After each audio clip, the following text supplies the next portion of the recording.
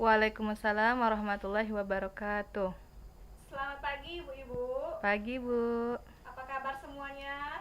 Alhamdulillah baik. Alhamdulillah baik, sehat semuanya ya Bu ya. Saya lihat pada segar-segar semua ini. Udah pada sarapan Ibu-Ibu? Alhamdulillah sudah, Bu. Ya, sudah, alhamdulillah sudah ya. Jadi masih semangat Bu ya pagi-pagi. Masih, Bu. Nggak perlu kita pakai nyanyi-nyanyi ya pagi ini. Perlu juga, Bu, tepuk semangat, Bu. Oke, tepuk semangat. Semangat. Semangat. Hore, gitu aja ya Bu ya. Sudah Bu?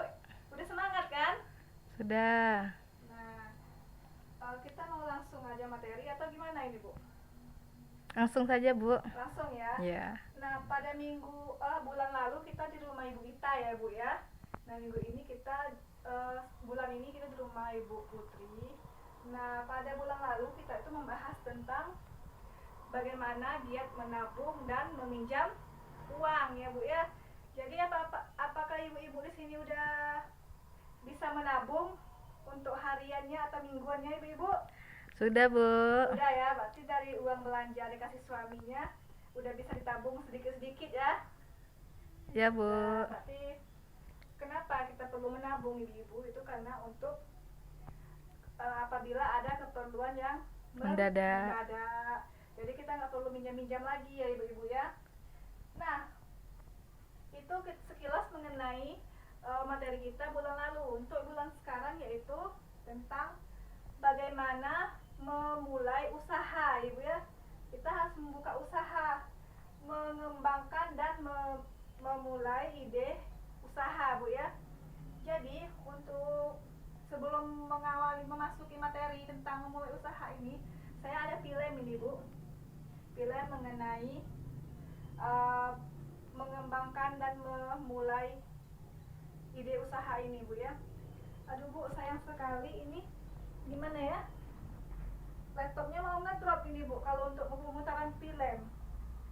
Jadi saya minta untuk ibu-ibu, siapa yang bisa membacakan buku pintar, bawakan buku pintarnya Ibu. Bawa, Bu. Nah, buka halaman 99 Ibu, itu ada film 3A. Siapa yang bisa membacakan? Saya, Bu. Oke, Ibu Putri, silakan. Ya, Bu. Baiklah, film A yang berjudul Memulai Usaha Tanpa Rencana Matang. Bu Lili, karena Ita sudah sekolah di PAUD, Ibu punya waktu luang untuk cari tambahan uang. Kebutuhan sekolah anak-anak kan makin banyak. Ibu mau coba berjualan ikan, Pak. Pak Rusli, apa berjualan ikan bisa untung, Bu? Bu Lili, pasti untung, Pak. Banyak kok ibu-ibu yang melakukannya. Bu Lili, ikan segar, ayo dibeli. Hari sudah siang, tapi dagangan saya belum laku juga. Saya bayar ikan yang laku saja ya Pak, saya belum balik modal nih. Petambak ikan, wah tidak bisa Bu, berapa yang ibu ambil tadi pagi, ya segitu yang harus ibu bayar sekarang. Bu Lili, karena dagangan ikan saya sering tidak laku, lama-lama modal saya menipis dan jualan saya jadi makin sedikit. Bahkan saya terpaksa berutang pada petambak kalau tidak bisa membayar ikan yang sudah saya beli. Utang-utang. Sekian dan terima kasih. Oke, kasih aplaus dulu untuk Ibu Putri ya. Terima kasih untuk Bu Putri sudah membacakan tentang buku pintar, yaitu film 3A ya. Nah, di situ mengenai cerita Ibu Lili ya Bu ya. Iya, Bu. Ibu Lili memulai usaha. Dia dagang apa Bu? Jualan ikan, Bu. Jualan ikan. Nah, gimana jualan ikan Ibu Lili? Apakah menguntungkan atau rugi ya? Malah tidak laku, Bu. Nggak laku ya. Nah, kenapa dia bisa nggak laku Ibu-ibu? Karena karena Ibu Lili itu nggak memikirkan dengan matang ide usahanya ya. Dia hanya ikut-ikutin orang Ibu. Nah, Ibu Lili itu hanya ikut-ikutin orang jual ikan di pasar, terlihat laris, dia juga mau ikut jual ikan. Ternyata ikan yang dijual Ibu Lili itu tidak laku. Jadi Ibu Lili jadi rugi Mengalami ya Bu ya. kerugian. Iya, Bu, rugi. Mengalami kerugian. Kesimpulan yang didapat pada cerita tersebut yaitu bahwa suatu ide usaha itu harus dipikirkan dengan Matang. ya Ibu, agar kita bisa memperoleh keuntungan dari usaha tersebut. Kalau tidak dipikirkan dengan matang Ibu, Gak bisa ya kita memulai usaha kita jangan asal-asal ikut-ikutan orang aja ya Bu ya. Nah, di sini kita akan bagaimana kita menemukan ide. Kita bantulah Ibu Lili gimana ya menemukan ide untuk memulai usahanya ya Ibu. Sampai di sini ada yang ingin ditanyakan Bu? Jelas saya gimana cerita dari Ibu Lili tersebut. Jadi harus matang yang dipikirkan untuk usaha tersebut ya. Sekarang saya mau yel-yel dulu lah ibu-ibu biar semangat lagi ya. Ya Bu. Uang tidak punya, jadi ibu harus jawab nantinya. Ya usaha dong ya Bu ya. Saya bilang uang tidak punya, ya usaha dong, ibu jawab ya. Uang tidak punya, Ya usaha dong. oke gitu ya. Nah sekarang kita masuk ke langkah berikutnya yaitu memulai usaha. Nah ibu untuk memulai usaha ini Bu itu ada pada poster ini ya Bu ya. Itu poster 3A D1 itu menentukan ide usaha. Nah yang pertama ide apa? Usaha yang harus kita pikirkan ya nih Ibu ya. Usaha apa yang akan dilakukan? Usaha apa yang akan dilakukan? Pertama yaitu Ibu Lili akan berjualan ikan segar katanya ya Bu ya. Ya Nah Bu. yang kedua, siapakah target pembelinya? Itu harus dipikirkan, siapa sih target pembelinya? Pemasarannya. Pemasarannya gimana ya? Nah ibu-ibu yang berbelanja di pasar itu targetnya Bu ya. Yang ketiga, bagaimanakah untung bisa didapatkan nantinya? Berarti di sini gimana untung Ibu Lili bisa dapat nanti ya? Ikan dibeli dari petambak di pagi hari, kemudian dijual di pasar dengan harga jual yang lebih Tinggi. Jadi Ibu Lili itu membeli ikannya di tambak atau di kolam ikan lah Bu ya, bahasa kita di sini nak. Ya Bu. Beli di kolam lebih murah, nanti dia bawa ke pasar dijual dengan harga yang agak sedikit mahal agar dia mendapatkan untung gitu. Nah yang keempat itu apakah penyebab kegagalan usaha Ibu Lili selama ini? Nah itu Ibu Lili tadi itu tidak dapat bersaing dengan penjual yang ikannya segar-segar.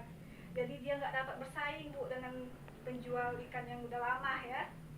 Itulah sehingga ikannya tuh sering tidak laku. Nah gitu Bu. Jadi disinilah untuk memulai ide usahanya. Jadi dan juga untuk menambah memulai ide usaha ini kita harus mencari informasi ya Ibu. Harus menggali informasi itu dari mana.